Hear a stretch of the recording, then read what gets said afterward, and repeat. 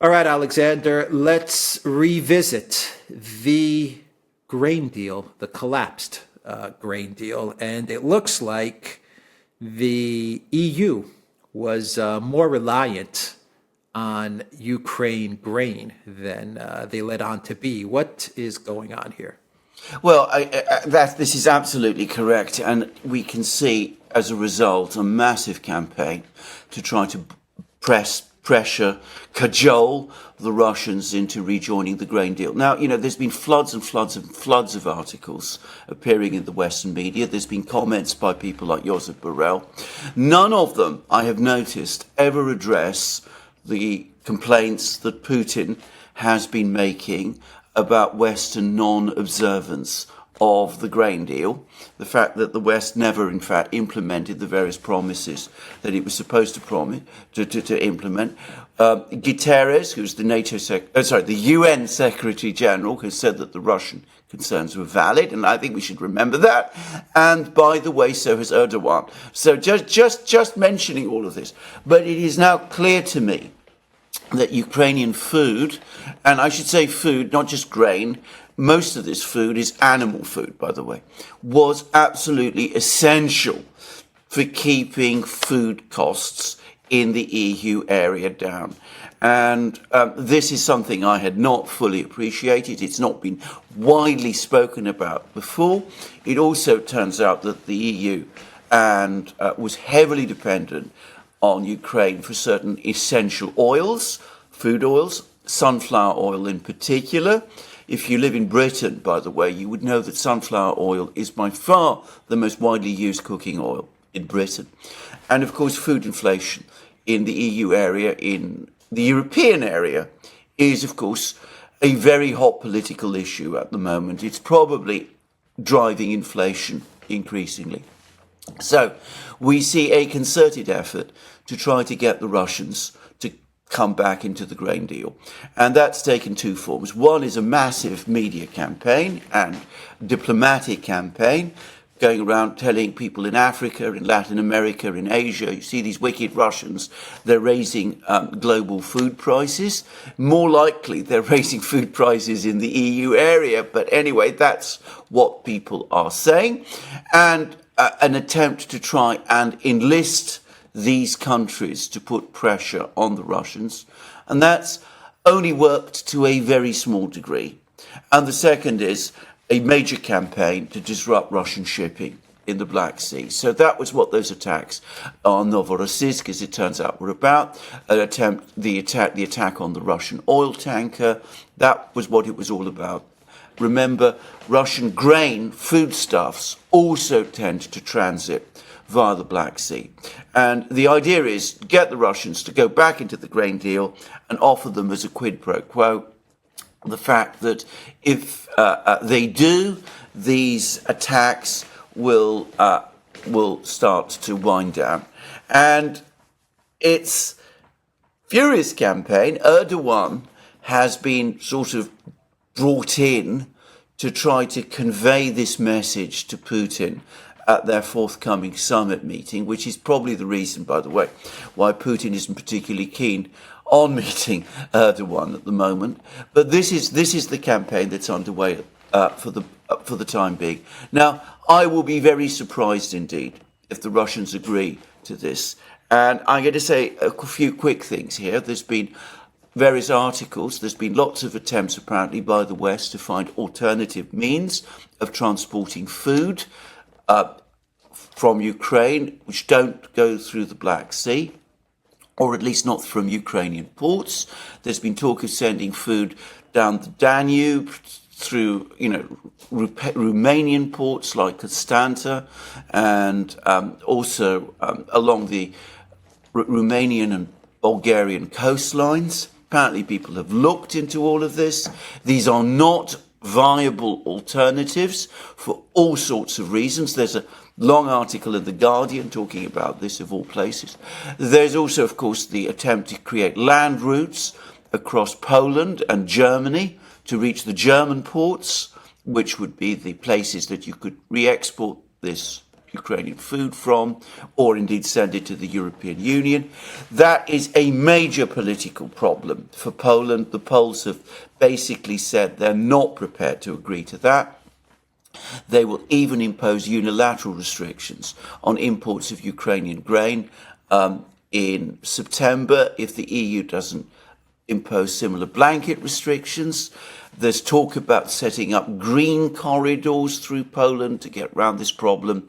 I think Polish farmers would not accept that because they wouldn't believe in those corridors. The Polish government is facing re-election in October. It depends on the votes of Polish farmers. It's unlikely to agree to this. So, major campaign to get the Russians back into the into the grain deal. And there is also two further worries. Firstly, Ukraine's cut off from its one big independent source of funding, which was food exports. Secondly, Ukrainian farmers, it seems, are reacting to this by cutting their sowing. And there are now reports in Ukrainian channels. I saw a piece in Strana, for example, which is a Ukrainian website, that before long, Ukraine as a food producer, it might be past the point of no return if they can't export grain through the Black Sea.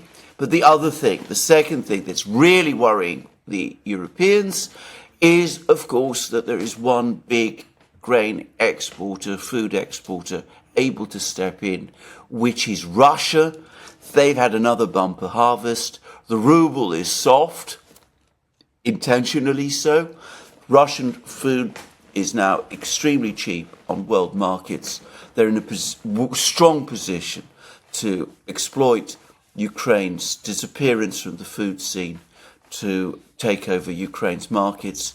And, of course, the EU, because of the sanctions, is basically unable to take advantage of this. So you're going to see floods of Russian grain, 60 million tons of it apparently, exported around the world at cut prices, bulging the Russian exchequer because, the ruble helps the Russian exchequer in these kind of situations.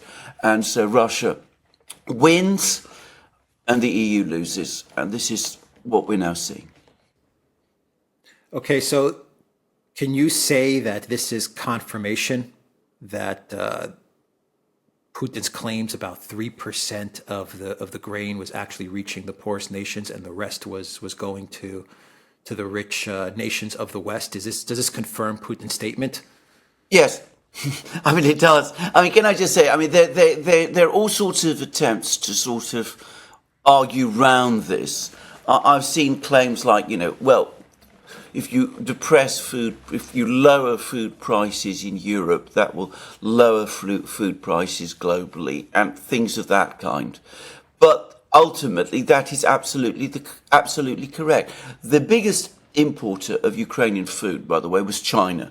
That was that was the single biggest importer. I think Turkey and Spain were joint second. Except, of course, that in Turkey's case, Turkey is a food exporter.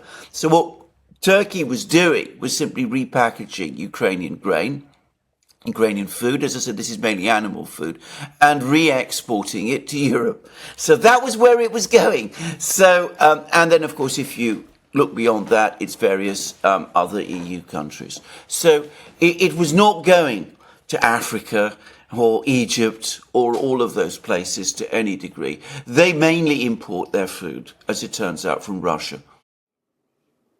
Okay. So can you explain a bit about the ruble that you mentioned, how the ruble exchange, where the ruble is at right now, is helping Russia? Yeah. What do you think about the fact that the ruble is falling in comparison to the USD and the euro? Yeah, I think this is an important thing to try and understand, because I always come up with these issues about the ruble. Every couple of years, people talk about the ruble, and there's a ruble crisis. You remember they were doing that last year. Now they're doing it a bit this year. What the Russians do is they operate what's called a dirty float. Now, in a kind of a way, they would never admit this, by the way. They manipulate the ruble's value. Now, last year, Russia wasn't importing and oil prices were high. So, because the Russian economy at that point was in recession and it was recovering from the sanctions shock. So it made sense at that time to try to build confidence in the ruble and to use the ruble to lower inflation in Russia by allowing the ruble to become very strong. And it did become extremely strong. It reached something like 59 to 62, 63 to the USD. And that brought down inflation, that stabilized the financial system. It gave the Russian government time and space to sort things out. And because oil prices were very high last year, it didn't really affect the budget very much because oil receipts were very, very strong. Now, this year it's been different. Firstly, the Russian economy is surging. It's growing very fast, faster, I suspect, than the official figures suggest. There are signs of overheating, and that means that imports, not from the West, of course, but principally from places like China, India, and those kind of places are rising. Secondly, Russian exports have taken a hit because over the course of the winter and spring, oil prices fell, and that was in part because the Russians responded to the restrictions on their oil exports to the EU and to the US by pumping a lot more oil into the markets, into the global markets, especially in the Far East, in order to win market share there.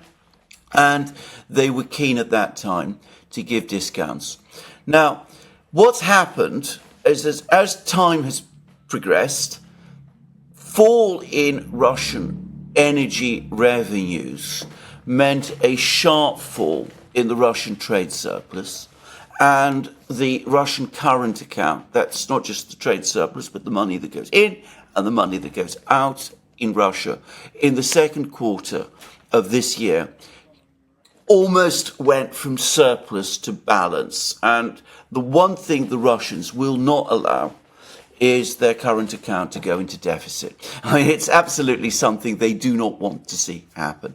So what you are seeing are two things. Firstly, the Russians, having now won market share in the Far East, are now cutting oil production. And together with the Saudis, that is putting an upward pressure on oil prices. Oil prices are now rising. Whether coincidentally or not, they pulled out of the grain deal. They've stopped Ukrainian grain exports to all intents and purposes. They're well positioned to increase their food exports as well. So rising oil prices, Russia gaining dominant position in world food exports, you are going to increase the amount of rubles you get for your oil by allowing the value of the ruble to fall.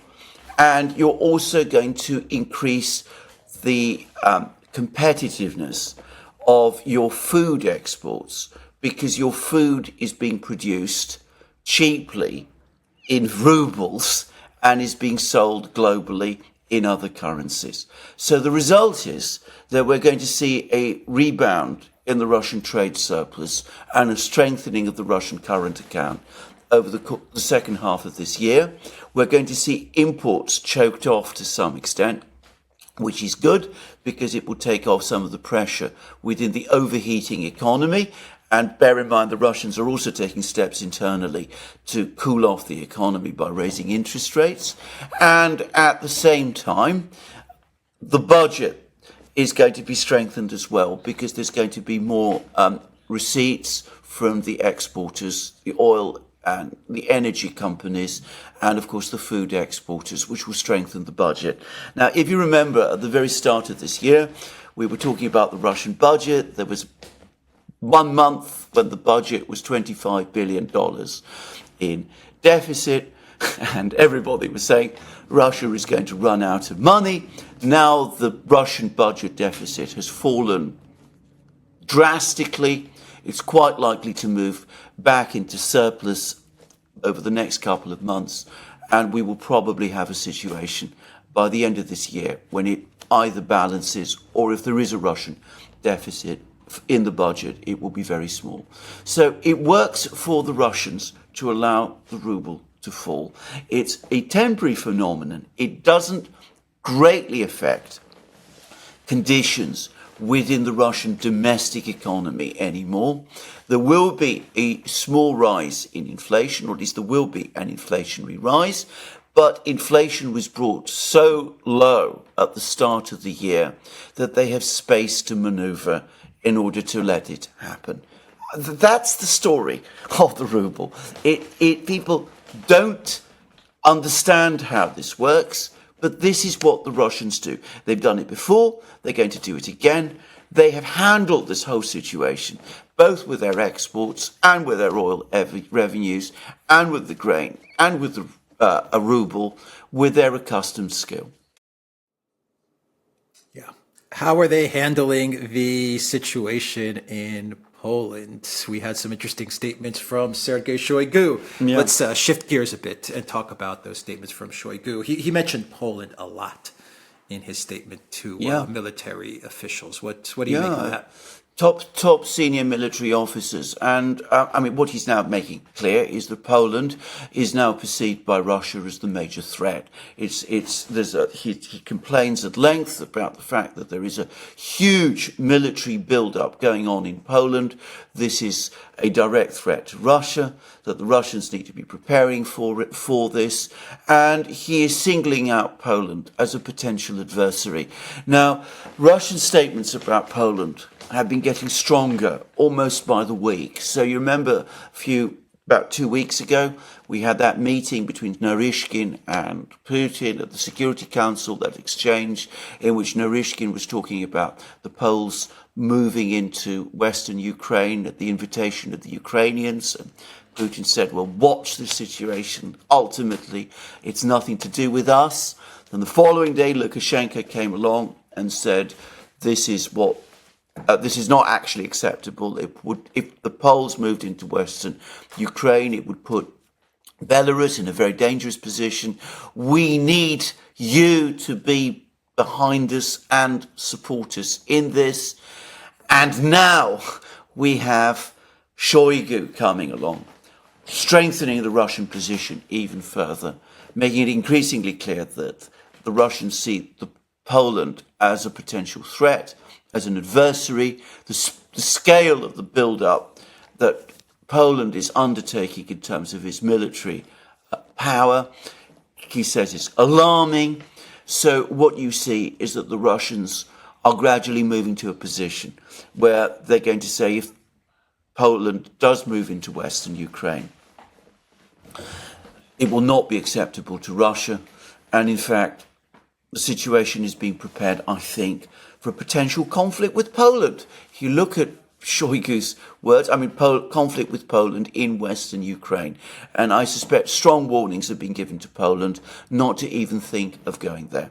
So this is what Shoigu's message is intended to convey. And by the way, this is where pulling out of the grain deal works again to the Russian strategy, because what it has led to is this bitter argument between Poland and Ukraine. The Ukrainians are furious with the Poles for restricting their grain exports. The Poles then retaliated by saying that Ukraine ought to be grateful to Poland for the military help it's given. This infuriated people in Ukraine. The Polish ambassador was called into the Ukrainian foreign ministry and given a talking to. That resulted in even more strong words from the Poles. Zelensky has tried to sort of calm things, but the whole thing has flared up again. So you can see that the Russians, at the same time as that they're warning Poland about the risks it's running by getting involved in Ukraine, the grain deal, perhaps unintentionally, is also working to the Russian advantage in that it's creating conflicts between Poland and Ukraine. Yeah, Very, very interesting. Good way to connect those dots. I haven't thought about the grain deal and how it affects Poland's possible incursion into the west of Ukraine. Do you think, a final question, do you think Poland's going to enter Ukraine and enter Belarus? Because Shoigu talked a lot about the Union State. Yes. And while he was warning Poland about West Ukraine, I mean, he was at the same time warning Poland not to enter Belarus because it would be an attack on the Union State and it would obligate Russia to respond. So, okay, so you have Poland eyeing the West Ukraine. We've been talking about this for months. All the analysts have been talking about this for months. But what do you think is the possibility of Poland entering Belarus? Or is that too far for Poland? I think that's too far for Poland. I mean, I think, bear in mind, there are Russian nuclear weapons, tactical nuclear weapons in Belarus. I think any Polish leader who went that far would be putting Poland at unacceptably high levels of risk. I think NATO, Germany in particular, would absolutely not support a Polish move into Belarus that might result in a nuclear war in in the regions west of Germany. So I don't think it's going to happen. My own personal view is that all of this pressure that the Russians are imposing on Poland and the issue of the grain deal and the quarrel between Poland and Ukraine, I think actually that Polish order, if you like, to intervene in Western Ukraine is now dimming. I think that Polish society is far from united about this. I think many people in Poland would oppose it. There's elections coming in October, difficult elections. I think that the Polish government might have calculated before that if the Polish army marched into Western Ukraine before the elections, that would be a popular move. It would mean, Lvov is being brought back under Polish control again, conjuring up all those old memories. I think what they're probably discovering is that it's actually not a popular move in Poland at all, that most people in Poland, even many of them who are very antagonistic to the Russians, do not want to be drawn into a war with Russia. All right, we will leave it there. The Duran.locals.com. We are on ODYSEE, BitChute, Rumble, Telegram, and Rockfin. And go to the Duran shop. 10% off. Use the code. Good day. Take care.